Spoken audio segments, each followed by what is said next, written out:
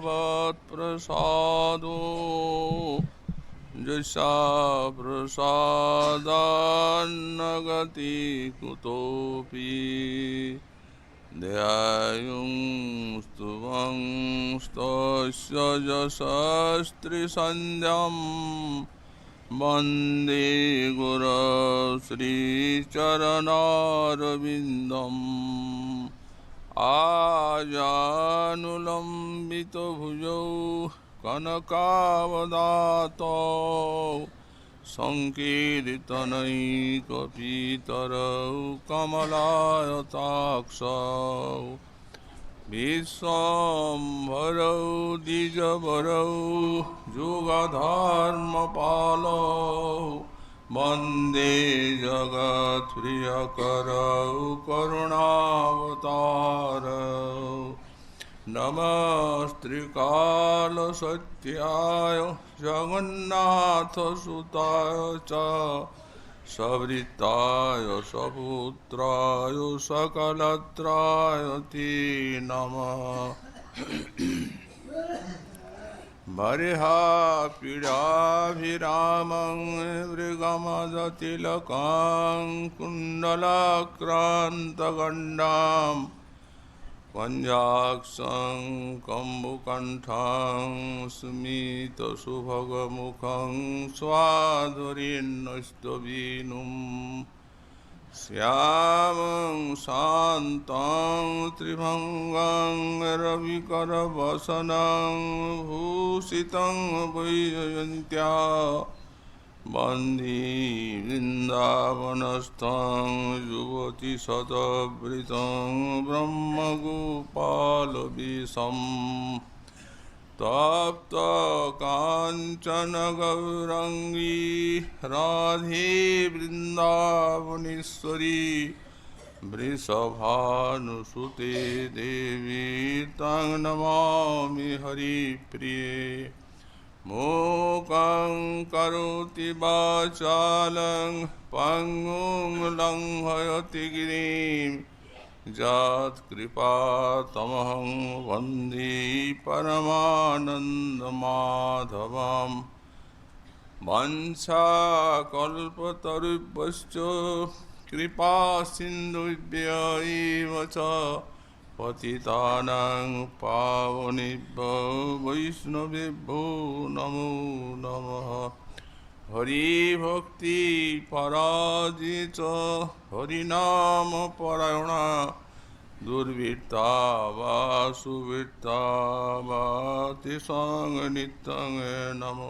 नमः नमः धर्माय महते नमो कृष्णाय वेधसे ब्राह्मणे नमस्कृत्य धर्मान् वक्ष्ये सनातनान् नारायणं नमस्कृत्य नरं चैव नरोत्तमं देवीं सरस्वतीं व्यासं ततो जयो मुदीरयेत् जय रूप सनातन भट्ट रघुनाथ श्रीजीव गोपाल भट्ट दास रघुनाथ এই ছয় গোসাইর করে চরণবন্দন যাহা হইতে বিঘ্ননাশ ভীষ্ট পুরাণ দুর্গমী প্রতিমেন্দস্ফলৎপাদগতির্মুহু সকৃপাযুষ্টিদানেন সন্ত সন্তো বলম্বনম।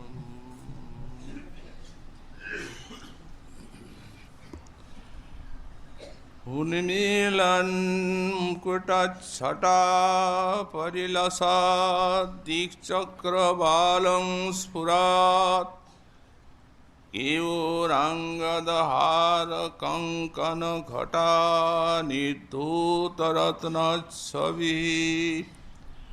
श्रोणीमण्डलकिङ्किणीकलरवं मञ्जीरमञ्जुध्वनि श्रीमत्पादसरोरुहं भजमनुराधाभिधानं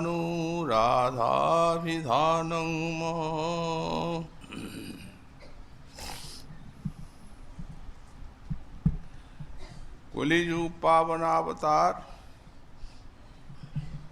श्री श्री गौरांग महाप्रभुर परम अंतरंग पार्षद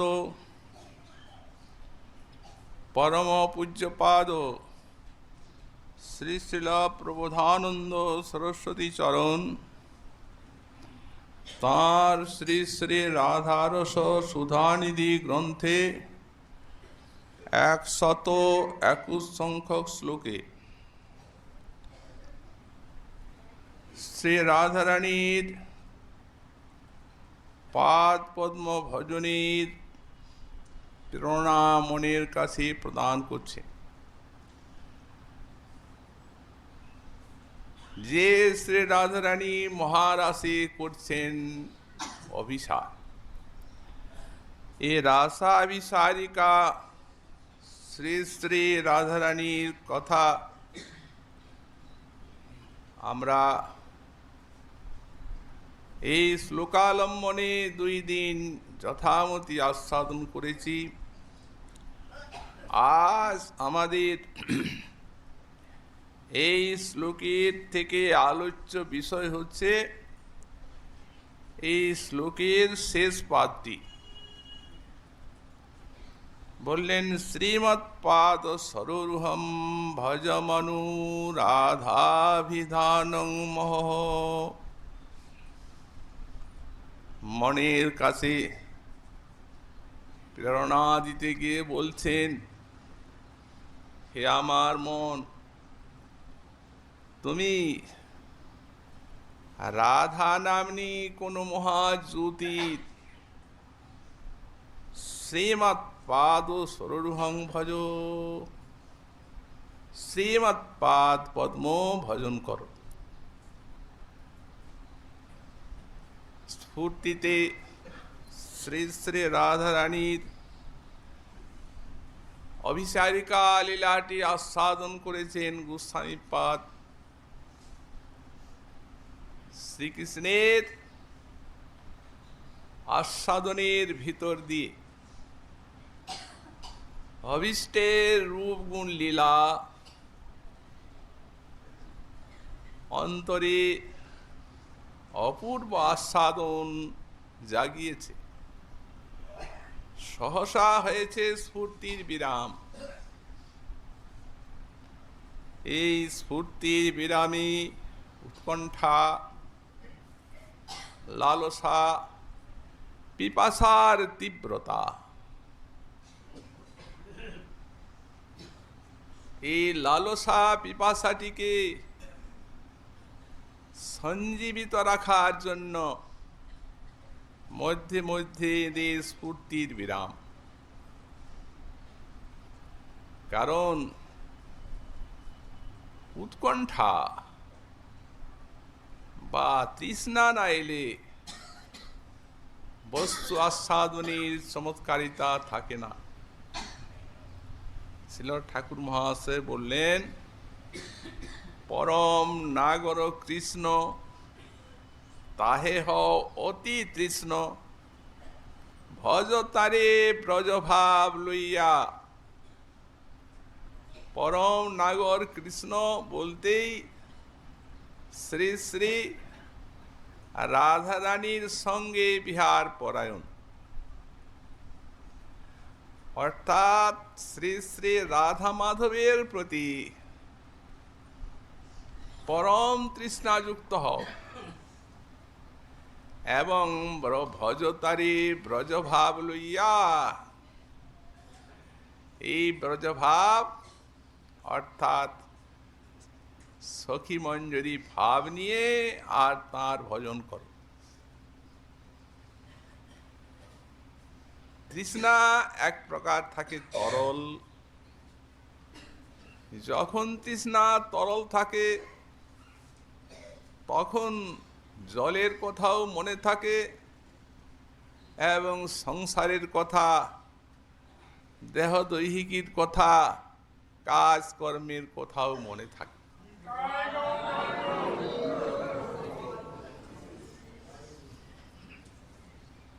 তবে মাঝে মাঝে মনে হয় যে জল একটু পেলে ভালো হতো। সাধকের ইষ্টের তৃষ্ণাটি এই প্রকার। ভগবানেও কিছু পিপাসা থাকে, দেহদৈহিকাদি এবং কাজকর্মেও ইচ্ছাটি থাকে, কিন্তু সাধনা করতে করতে যখন সাধন পরিপাকে প্রেম এসে যায়, তখন কৃষ্ণাটি অতি গাঢ় হয়ে যায়। তখন জল বিনা আর যেন প্রাণ বাঁচে না। এই জন্য প্রেমিকের ইষ্ট তৃষ্ণাকে আমাদের গোসাইপাদ দৃষ্টান্ত দিয়েছেন সান্নিপাতিক রোগীর তৃষ্ণার সঙ্গে। সান্নিপাতিক রোগীকে যে বৈদ্য জল না দিচ্ছেন তা নয়, কিন্তু তার পিপাসার তো প্রাবল্য, যে যত পিপাসা, যত জল দেওয়া হচ্ছে তত দ্বিগুণ পিপাসা বাড়ছে। প্রেমিকের তৃষ্ণাটি এই প্রকার, স্মরণে স্ফুরণে অভীষ্টের রূপ গুণ লীলা সাধন করছেন, কিন্তু তৃপ্তি নাই, সাক্ষাৎ দর্শন চাই। এমনি গাঢ় পিপাসা। আর এরা তো আছেন সাক্ষাৎ মহাভাব রাজ্যে। অতএব এদের অভীষ্ট তৃষ্ণা অতিশয় প্রবল। এখন প্রার্থনাটি করছেন শ্রীমৎপাদ সরোরুহং ভজমনু রাধাভিধানং মহ। অনেক স্থানে রাধারানীকে জ্যোতিরূপে অনুভব করেছেন। বিশেষত আজ শ্লোকের যা বর্ণনা, রাসাভিসারিকা রাধারানীর অঙ্গের কান্তি, অলঙ্কারের কান্তি, যে প্রকার দিগমণ্ডল একবারে পরিস্ফুরিত, এই জন্যেই মহ, জ্যোতি। রাধারানীর পদকমল ভজন করার প্রেরণা দিতে গিয়ে মনকে বললেন শ্রীমৎ পাদ সরোরুহম। শ্রীমৎ রাধারানীর চরণ কমলের বিশেষণ দিচ্ছেন শ্রীমৎ। এখানে শ্রী অর্থে কি? শ্রী অর্থে একদিক দিয়ে সমৃদ্ধি, বিপুল বৈভব, এই শ্রীর অর্থ একটা। প্রথমেই বলেছেন ব্রহ্মেশ্বরাদি সুদূরহ পদারবিন্দ শ্রীমৎ পরাগ পরমাদ্ভুত বৈভবায়াহা। রাধারানীর এমনি বৈভব, ঐশ্বর্য, যে ব্রহ্মা মহেশ্বর আদি বলতে নারদ, উদ্ধব প্রভৃতি, যার এক কণিকা চরণ রেণু লাভ করতে পারেন না, এমনি দুর্লভ রাধাচরণ, এমনি পরমাদ্ভুত বৈভবায়াহা, এমনি তার পরমাদ্ভুত বৈভব। অত্যন্ত রহস্যময় শ্রী শ্রী রাধারানী। এই জন্য মহা অধিকারী তারাও লাভ করতে পারেন না রাধার চরণ রেণু। আর সাক্ষাৎ সেই চরণ ভজনের তো কোথায় নেই।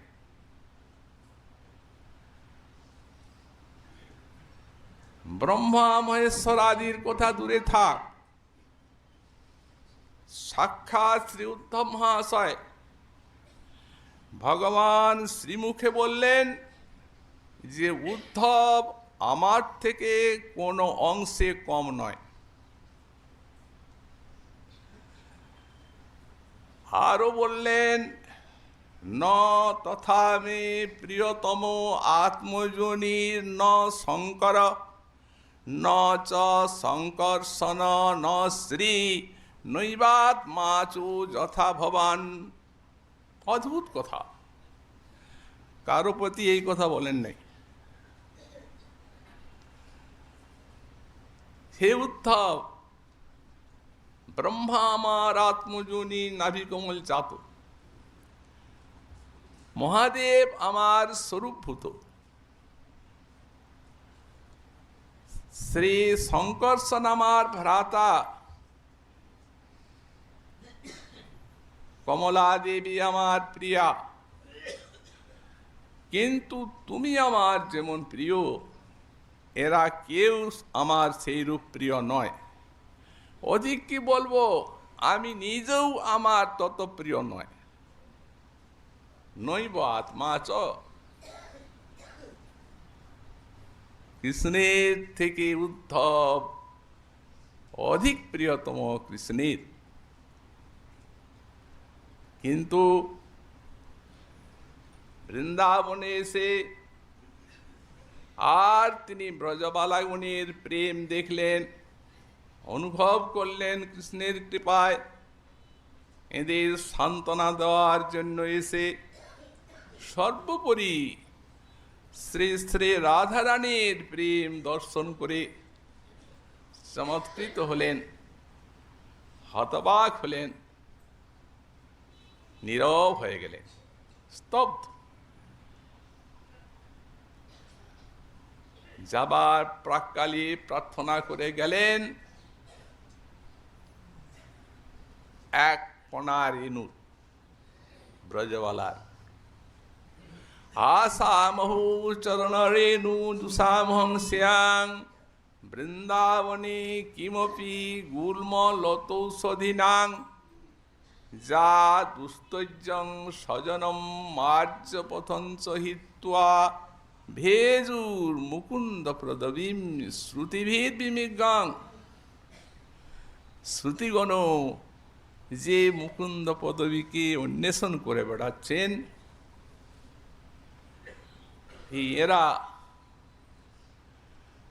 সেই মুকুন্দ পদবীর অদ্ভুত ভজন করেছেন, এমন আর কেউ করেননি। শ্রুতিগণ অন্বেষণ করছেন, যাহা পান নাই। তো আহা চমৎকারিতায় আমার কি এমন সৌভাগ্য হবে যেদিন আমি এই শ্রী বৃন্দাবনে একটা তৃণ গুল্ম ঔষধি হয়ে জন্মাতে পারবো। গুল্ম লতা ঔষধি, তাতে কি পাবেন? একটা এক কণা এদের চরণ রেণুর লোভ তার মধ্যে জেগেছে, সাক্ষাৎ নয়, তৃণ গুল্ম লতা ঔষধি রূপে বৃন্দাবনে। ব্রহ্মা চেয়েছিলেন যে কোনো একটা নিজ জাতির পায়ের ধুলো নিতে গোকুলের প্রান্তে, যেখানে গ্রামের প্রান্তে ছোট জাত তারা বাস করে, তাদের দরজায় অন্তত একটা শিলা হতে চেয়েছিলেন। এত ঐশ্বর্য দেখে চমৎকৃত হয়েছিলেন। কিন্তু ইনি চাচ্ছেন বৃন্দাবনে। ব্যাখ্যাকার বললেন, যদি একে প্রশ্ন করা হয়, মহাশয় ব্রজবালা তারা তো গৃহে থাকবেন, ব্রহ্মার মতো তাদের দ্বারে আপনি কিছু হতে চাইতে পারতেন, বৃন্দাবনে জন্মাবেন, ওখানে আপনার মাথার উপরে শরণ দিতে যাবেন ব্রজগোপী। উনি বললেন, না না না, তা নয়। এই তৃণ গুল্ম হয়ে জন্মাবার পরও আমার সাধনা থাকবে। একটু প্রার্থনা করছি তৃণ গুল্ম হতে, আবার তিনগুল্ম হলেই মিলবে না। এই যারা ব্রজবাস করছেন সেই তাদের সঙ্গ চাই। আমি যেখানে জন্মাবো আমার কাছে যে তিনগুল্মটি থাকবে তারও বুকে থাকবে আমারই মতো এই ব্রজবালার চরণ রেণু স্পৃহা। তাহলে এখানে জন্মাবেন কেন বৃন্দাবনে?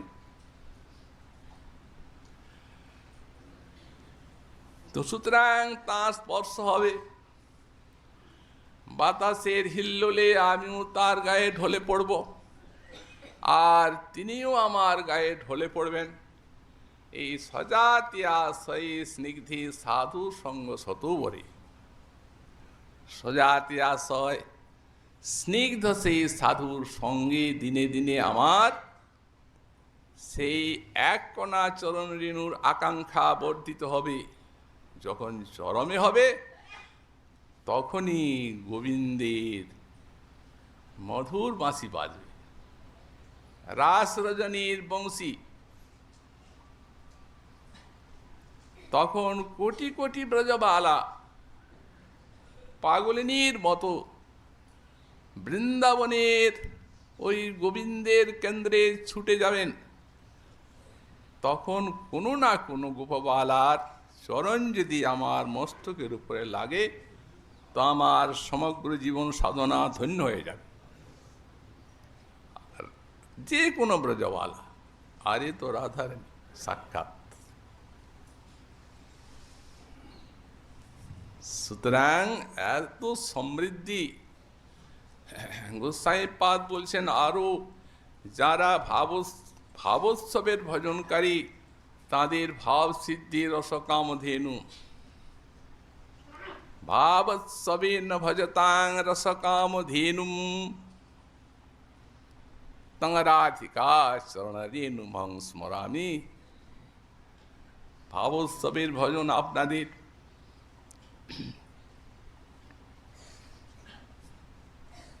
যেহেতু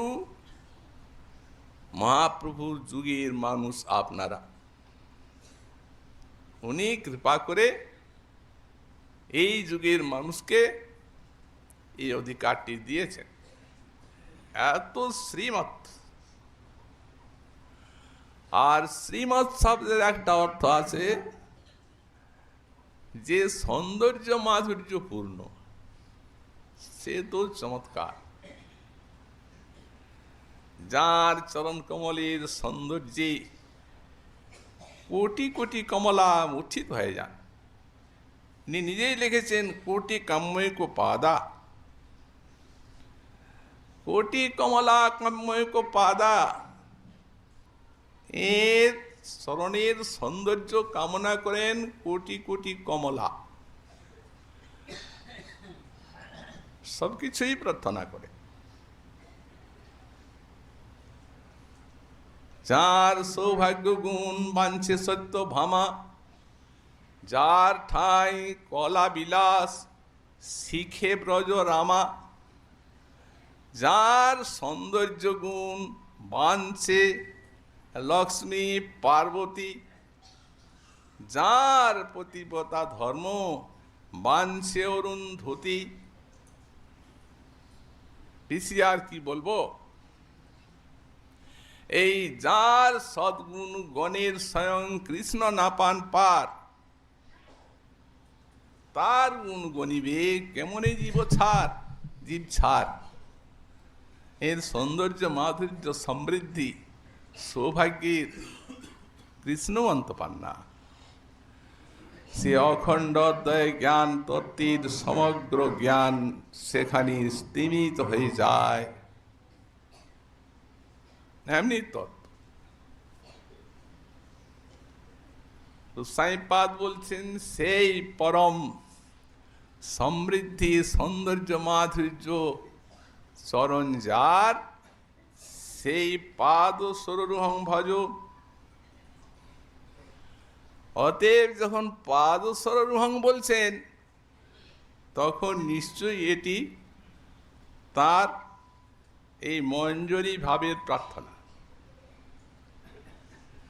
কারণ দাসী যারা, কিঙ্করী যারা, ওই তারাই তো এই চরণে পড়ে থাকে। শ্রীচরণ তো তাঁদেরই কাম্য, শ্রীচরণ সেবায় তাঁদের একচেটিয়া অধিকার। সখীগণ তো সমান ভাব, তাঁদের সাম্য ভাব সেখানে। এই ব্রজের সখী নিয়েও কিন্তু মহাপ্রভুর বিশেষ করুণাতে ডুবেছেন।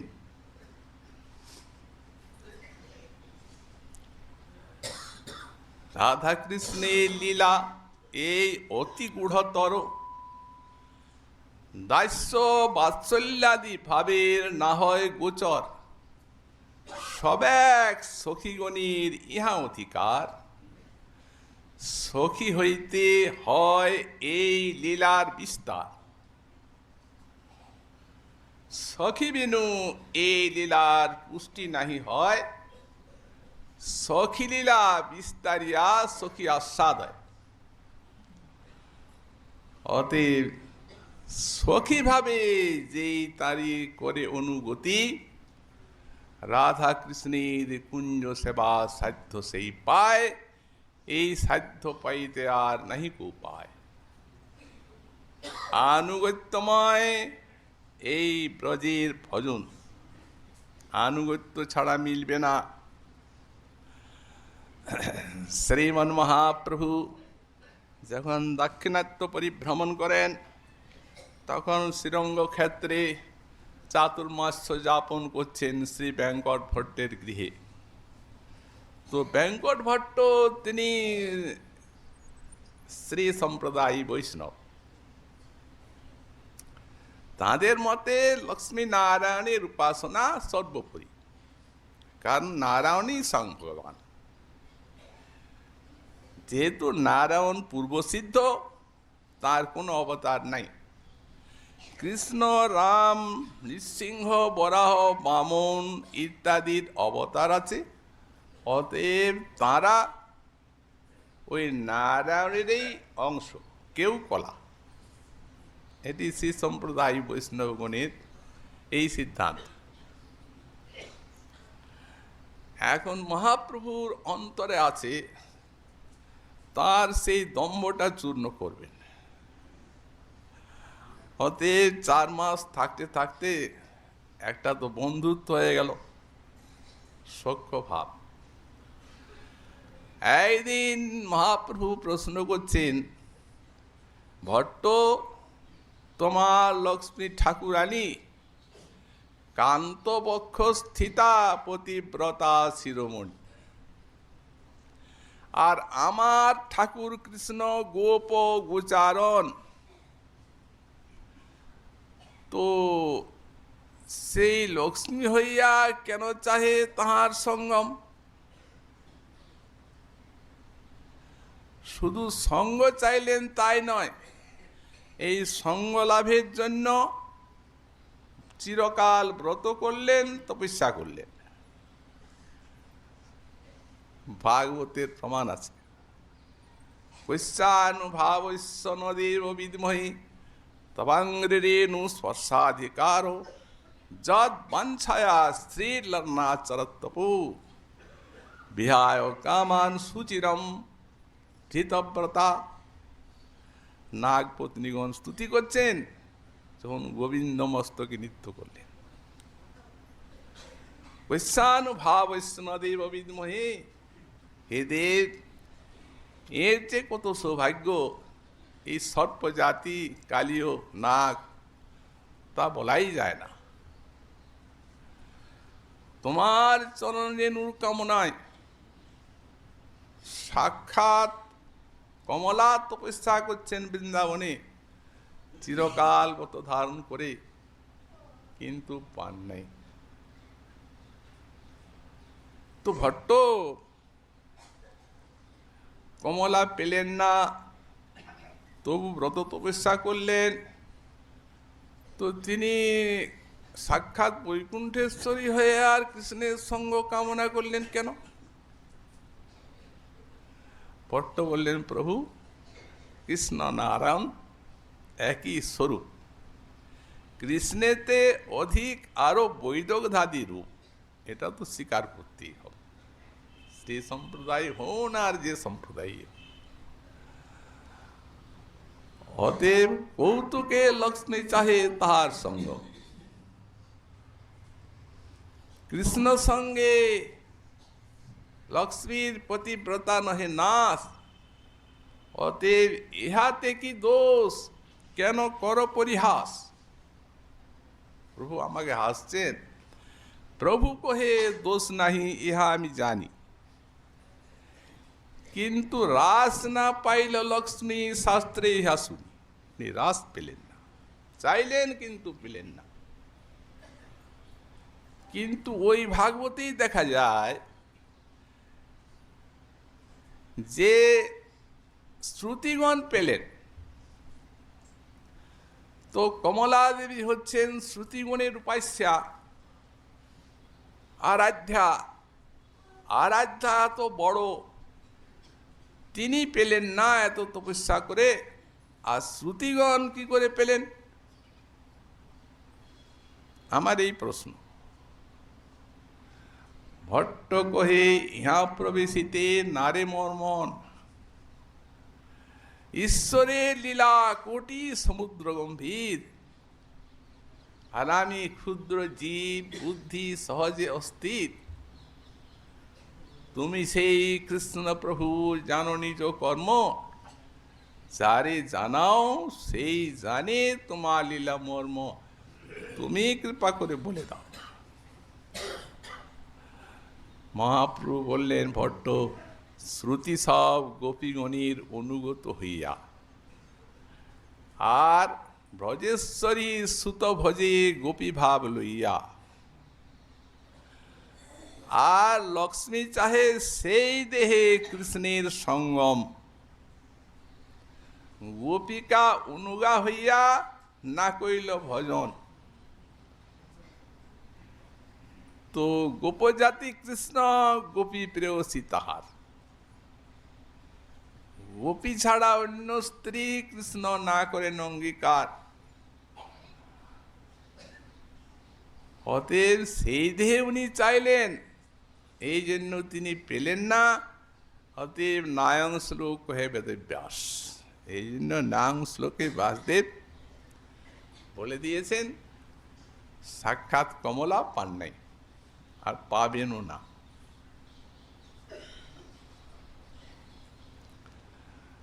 কিন্তু শ্রুতিগণ পেয়ে গেলেন এই আনুগত্যের দ্বারা। তো তেমনি মহাপ্রভু দিলেন এই গোপী ভাবের মধ্যে সর্বশ্রেষ্ঠ মঞ্জুরি ভাবের আনুগত্য গৌড়ীয় বৈষ্ণবগণকে।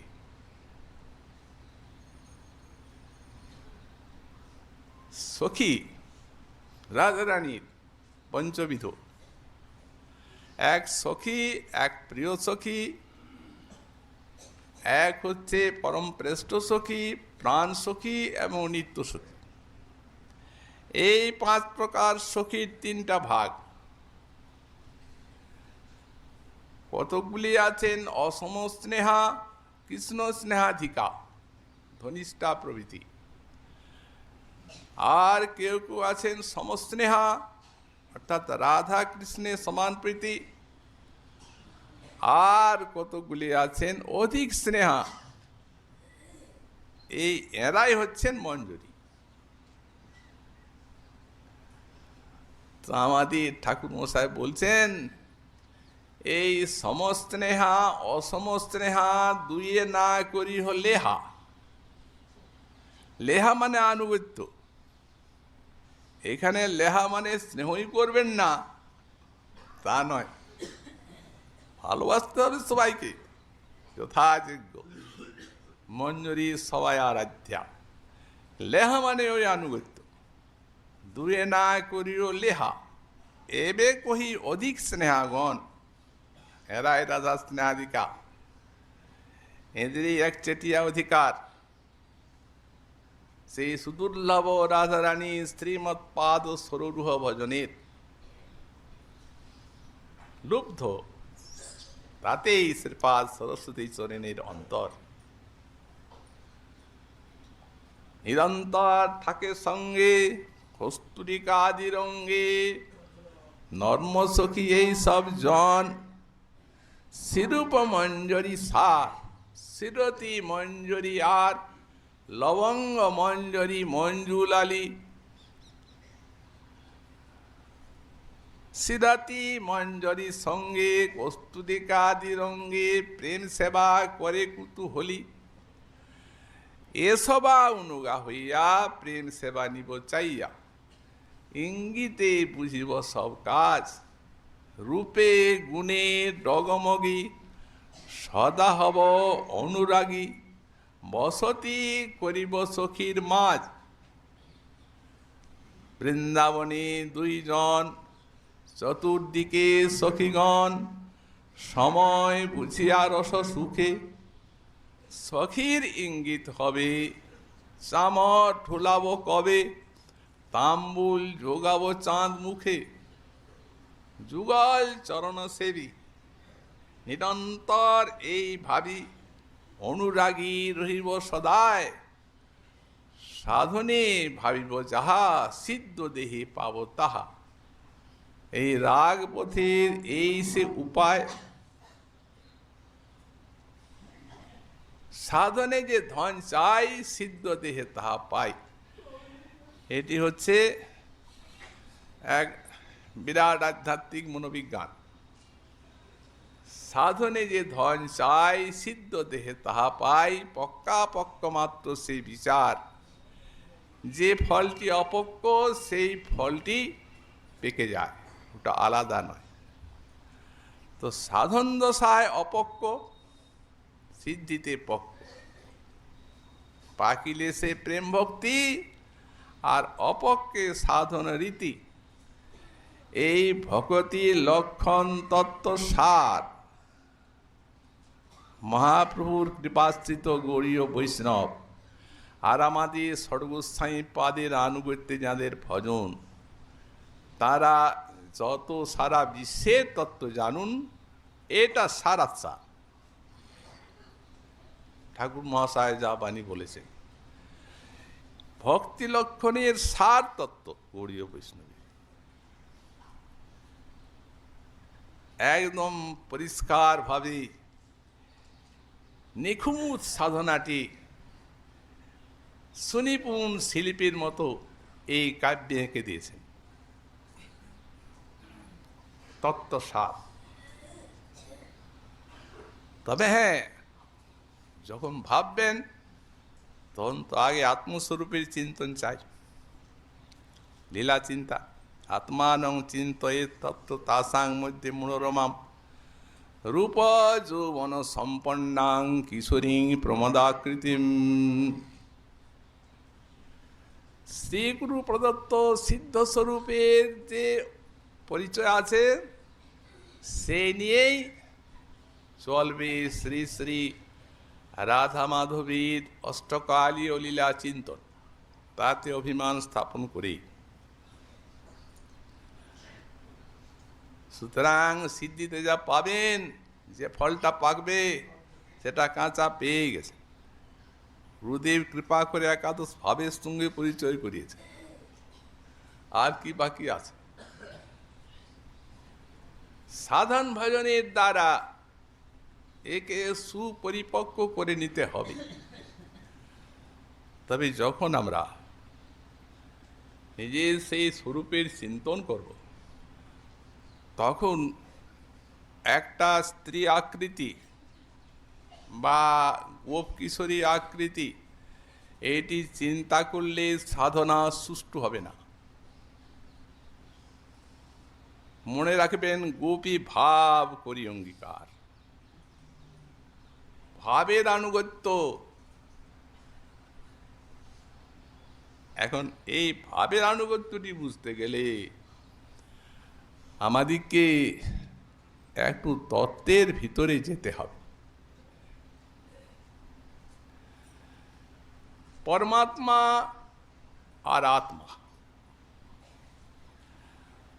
সুতরাং পরমাত্মা গোবিন্দ সর্বশক্তিমান, আর আত্মা সব জীবকুল।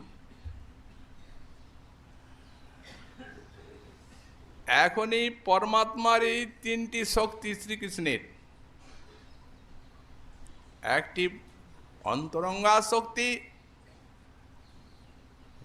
যাকে বলা হয়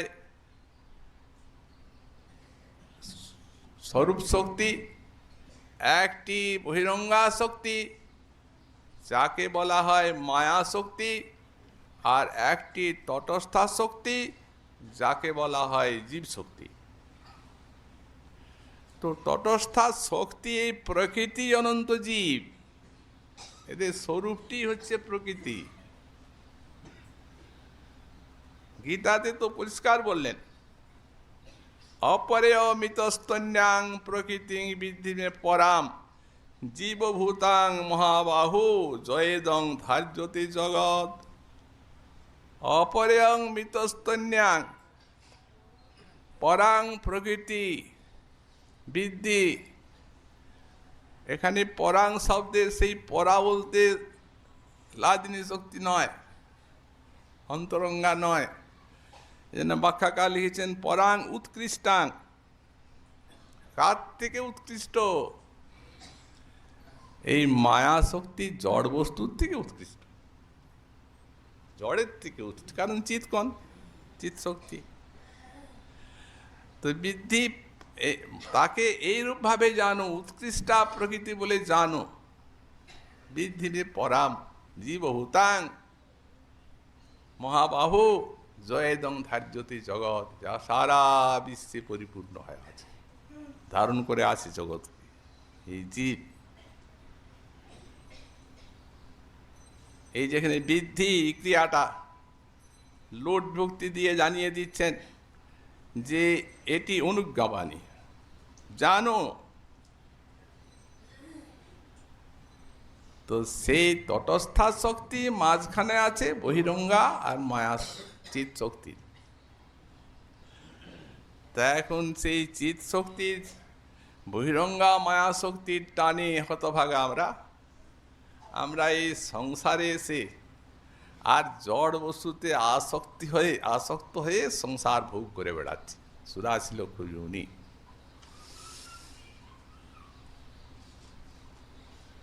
তো কৃষ্ণ বহির্মুখ হইয়া ভগবাঞ্ছা করে, তখন নিকটস্থা মায়া তারে জাপটিয়া ধরে। তো কেউ যদি বলেন যে উৎকৃষ্টা প্রকৃতি যখন, তখন কৃষ্ণ ভুলি সেই জীব অনাদি বহির্মুখ। তো কৃষ্ণ ভুলল কেন? কোনো সময়ে তো ভুলল? বললেন না, এর কোনো সময় নাই।